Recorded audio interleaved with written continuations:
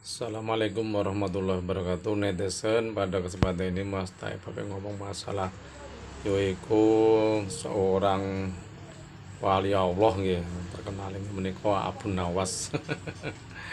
Niku nek boten lepat semasa dengan Raja Harun Ar-Rasyid. Jadi saking cerdasnya, tapi cerdas sing berilmu nggih Abu Nawas niku. Yo mbanyul ya ora tapi mbanyul dengan berilmu. Dan Mas Taib mbanyul untuk apuan. Niku termasuk apa nggih? Kata sing cita-cita sing sampai Harun Al-Rasyid niku katok anggere berhadapan Mbak Gunawas kalah terus. Mangkene netizen termasuk di akhir hayat Harun atau Harun Al-Rasyid termasuk Abu Nawas niku mekas supaya nek mati dikafani kain sengamoh. Niku termasuk Abu Nawas niku dadi saking banyul sampai ning jero kubur niku tasik banyul nggih.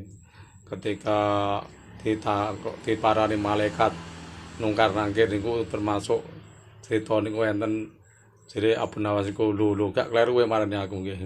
Lha kok iso aku malah wis suwe nggih. Aku manyet suwe lha kok iso la tengene piye? Ya delok kain kafanku. Wis elek lho, suwek kabeh. Wis sampun lah. Ngoten niku termasuk cerita-cerita ingkang dos pundi nggih.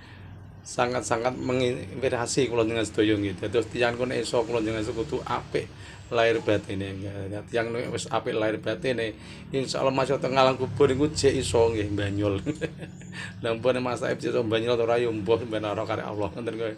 Insyaallah monggo sami-sami kita sedaya niku ndandani lahir lan batinipun yo aja lahir tok yo sak batine di saene aja gampang gelo mbek wong sing sumpah mbek wong ya seloman mbek wong nggih.